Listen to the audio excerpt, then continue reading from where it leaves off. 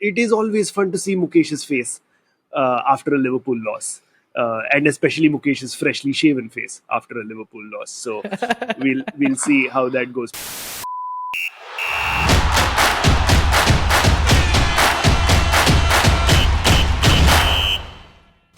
Mukesh, as is the tradition of this podcast, I think I have to start with the question: what was the score? It was 3-2 to Coventry. It was, and United now face Coventry in the semi-finals. Okay, I'll get you. It and, was and then 4-3 to Manchester United, who beat Liverpool through a last minute in extra time Amad Diallo goal. Okay. Also, how amazing is it that Anthony scored with his right foot? Doing a 360-degree turn or something. I was like, wow. That मतलब उसको इतना fidget spinner बुलाते. Or the Tasmanian devil, yeah. Yeah, like he's just like, I will take this nonsense toy that you compare me to, and I will show you that it fucking works sometimes. I know, but for me, it feels like a canon event. Like, MCU had this whole canon event thing, right? Like this thing that changes fates in a seismic way. And I feel like, shit, is this one of those events? Like, because really, like, it felt like that. Like, oh my God, it was so unusual. It was so embarrassing to conceive was. that It goal was. in that It- fashion it from was. that player It was. to this team.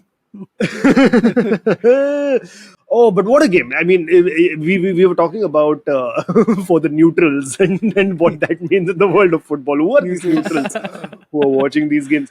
But it was a fantastic game. Like if you were watching it and you were not a fan of United or Liverpool, I think it was a fantastic game to watch. And in perfect Panwati fashion, I wasn't watching the game. And then 10 minutes in, Scott McTominay scores. And I'm like, oh, fuck, this is great. Like, Now you what? have to watch, yeah. Yeah, United are 1-0 up. And I was at a bar. I was at a bar with my friends. And I asked the guys at the bar to put the TV on to that channel. They didn't have the channel on Tata Play. I made them pay 19 bucks and subscribe to it. You know what? It's worth it. I think just for those 19 rupees, I'm glad United won. Yeah. And he was very happy to do it because we were there for a very long time and we drank a lot. So he was like, sir, I will give you Sony 10 Sports plus free dessert. Like you are killing it.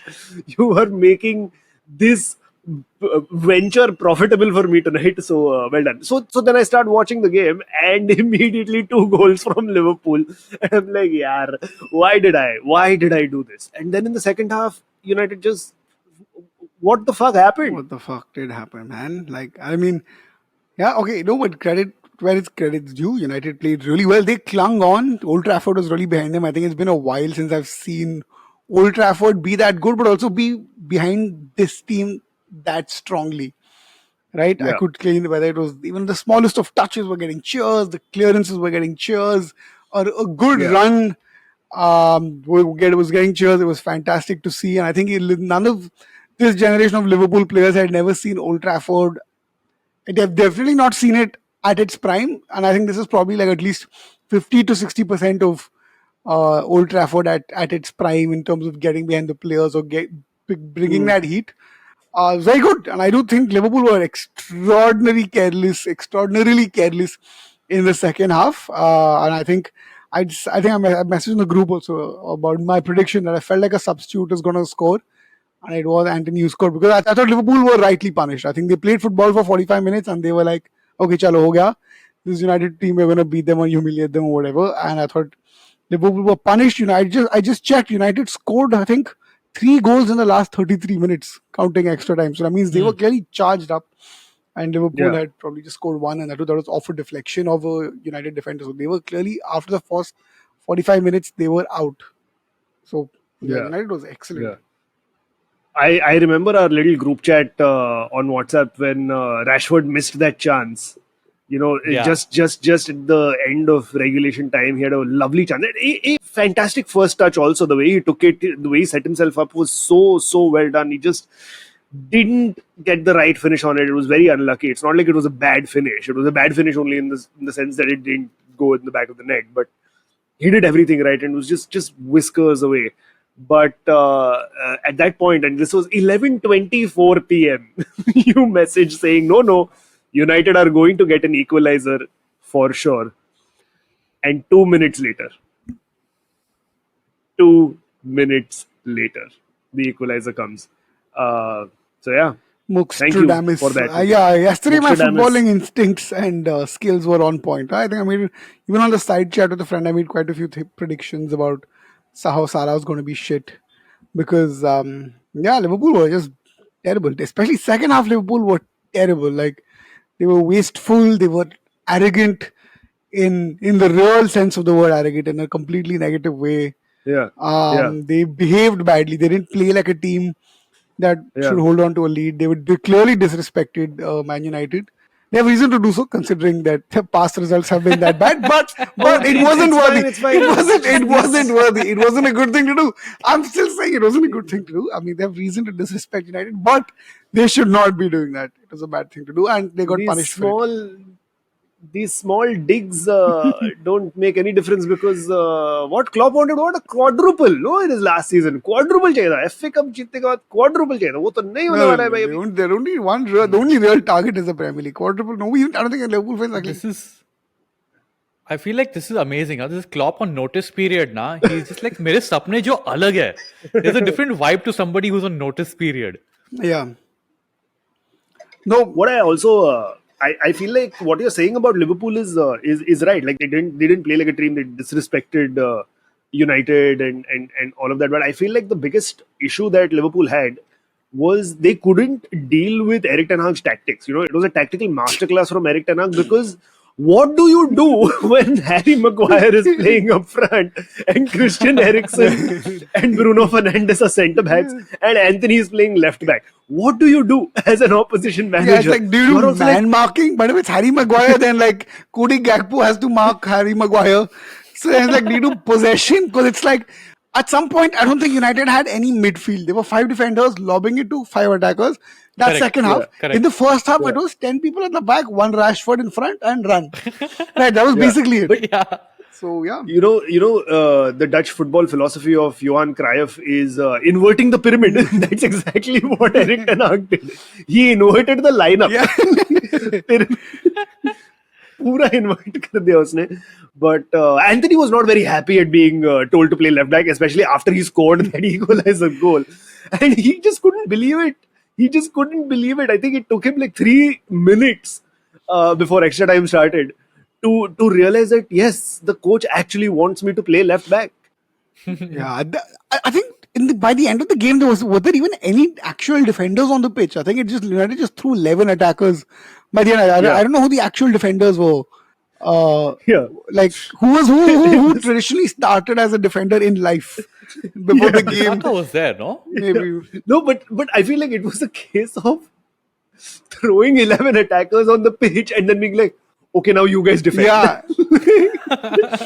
It was bonkers, but it fucking worked out. And not many people will say this about Eric Ten Hag, but sometimes, you know, a lot of times his tactics and his strategies and his substitutions have been called into question, but I think this time he got it spot on. It completely confused Liverpool. They didn't have any response, any answers to what United were doing, and it just felt like United just wanted this game. Yeah, I think that was the bigger thing, that United just want it. It was very obvious that the players from United, for some reason, whether it was because the Old Trafford was finally behind them, like raging and charging, and whether because Liverpool took it too lightly, United just wanted it so much more, and you could clearly see. It was so obvious in the body language of every player. Even someone like Salah, who's like probably the most professional in the Liverpool squad, he was being careless with his touches and first touches and finishing and the passes. And Nunes too, you don't even have to say only how, like, you know, he was trying extra a little bit here and there. Yeah, it did feel like United. It was so obvious from the body language that United just wanted it more. Even when they missed, I think Rashford missed also quite a few easy chances in regular time, but I don't think that really demotivated him. It pushed him further. United Crowd didn't really boo him. I think there's only one moment where I remember where they booed him was I think he took a little too long to lob the ball in, and that was actually felt like a good boo. Like I'm like, hey, it was a clear boo of hey, don't do ticks, huh? You don't do Yeah. stylo. You just play the game, win the cup. Don't be stylo. That was very good. I thought it was nice to see Old Trafford behind him. Yeah, it was nice because it doesn't happen often. That's So true. it was a welcome Yeah. change. It was a pleasant. I mean, it felt like a welcome change for me. I can't imagine what it feels like for you. Liverpool were quite shit. Also, I don't know if you guys noticed that one of the reason why Liverpool also lost is they played midweek, right? Against Sparta. Hey, now this Klopp come on. nonsense of yours. No. Oh, we're playing too many No, games. I'm not saying and that. all, I'm like, saying all these Liverpool. I'm excuses. blaming on Liverpool only. I'm not blaming anyone else. I'm blaming Liverpool. I'm blaming Klopp. So it was against Sparta Praha at Anfield, and Liverpool has a 5-1 lead, which means for them to come back, they have to score 4 goals at Anfield. And Yeah. Klopp has fielded the strongest team possible for that match because he made the aggregate 11-2. And there was no reason for him to field such a strong team because in that Yeah. same team, Salah played, Van Dijk played, Nunez played. I think at some point Yeah. Diaz played. I'm like, what was the point of fielding such a strong team? Because these players were either clearly exhausted or arrogant or both. And the answer is probably both. They were too arrogant and they were too exhausted. And maybe if they weren't exhausted, the arrogance would have been covered up. But I think Klopp got it wrong on many, many, many levels. Because there's no why does beating Sparta Praha 11-2 matter? Like, Yeah. so No, that's a very valid point because that is that, and it is the arrogance, right? Like, it goes back to what you said about the disrespect that Liverpool had for United. Maybe they thought that United are a small fry and they're not really going to do much. they're a shit It's team. They've been always crappy for the last couple of years. They've been Yeah, thrashed by yeah. Liverpool for so long. Yeah, At yeah. every level. Let it out. Let it out. It's fine. Let it out. I'm a benevolent dictator. I will let the plebs have the small joys.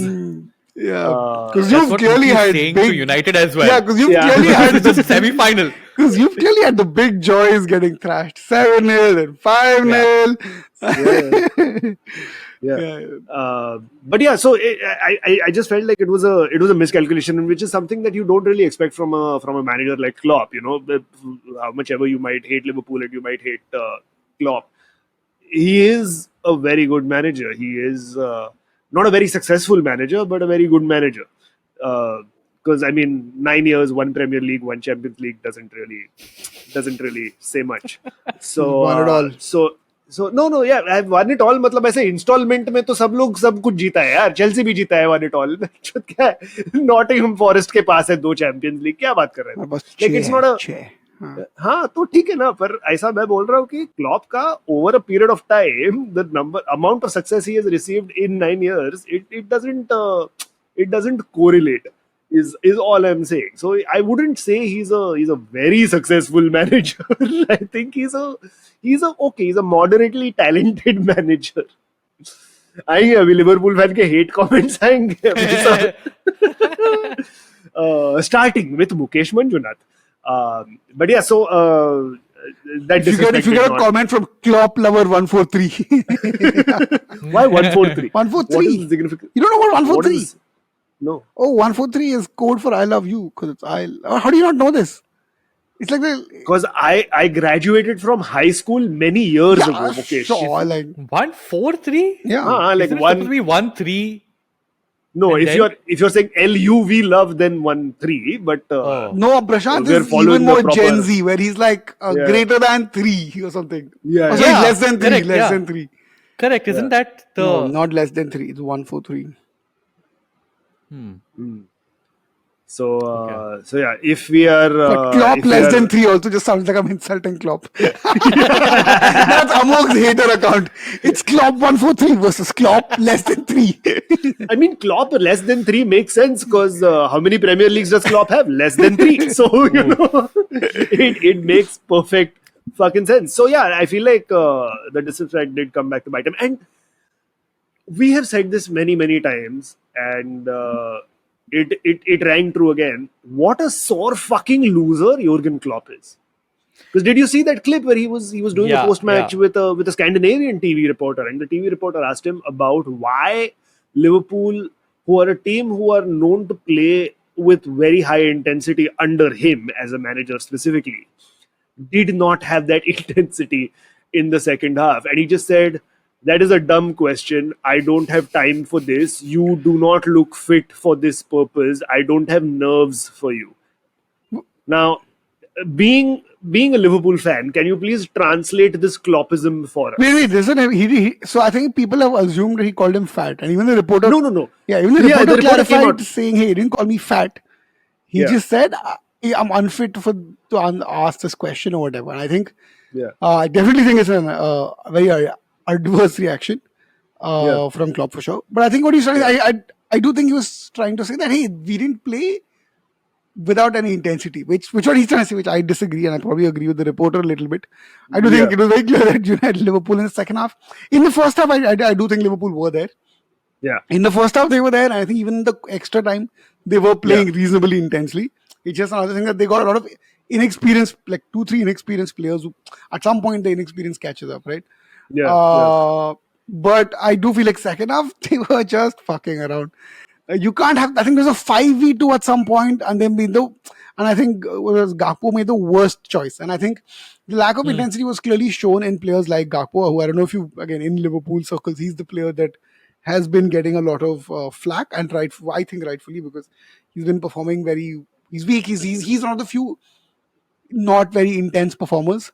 He's the guy who doesn't track back. He's the guy who's lazy. So, and getting him on for Salah was proved uh, costly for Liverpool at the end of the day. And that probably is the right observation to be like, hey, I think maybe it's a midpoint, right? That there were clearly some players who were definitely not up to the mark, like Gakpo. But I do think the reporter wasn't unfair in saying that Liverpool Yeah. weren't as intense. Yeah. Yeah, and they were cool lazy. Honestly, just call it for what it is. They were just lazy and arrogant. And for me, it was a red flag when Salah, who probably I think is the most professional out of everybody, was the one taking it lightly. And it wasn't having a bad day as much as it was taking it lightly. And there's a difference. You can tell when a player's having a bad day. Like, I do think Rashford was having a bad day when he missed those early shots. I don't think he was lazy with them, or it was just fine margins. But I think Salah was just being lazy. Yeah. So yeah. Right. That does mean that Liverpool are out. Once again, I say it on the mic. Liverpool have been knocked out of the FA Cup. The quadruple dream is over. And let's be honest, even if they win the treble now, it's not a real treble because the Carabao Cup doesn't fucking count. I mean, there's also the Europa Cup. I don't know if the Europa Cup really counts. Yeah, exactly. Right. Like, Yeah. I think So it never it's would have not, counted, but it's just for the joys. It's not a treble, or rather, it's not the treble. It is a treble is. if they manage to do But that. okay, but I feel much better knowing that at some point I think Arsenal counted the what is that cup that they have before this every season starts? Community Shield as part of their treble, and I was like, you know what? Yeah, You know what? Yeah, I'm good. it is a point. It is basically a friendly. It is a pre-season friendly just before the season. That's good. United Liverpool banter ends with laughing at both teams laughing at Arsenal. That's exactly, which is the perfect way to round this up. But yes, what that does mean is that when we go to United being now plays- scared by off City, Man City. Yeah, That's yeah. another way to end the Liverpool. Yeah.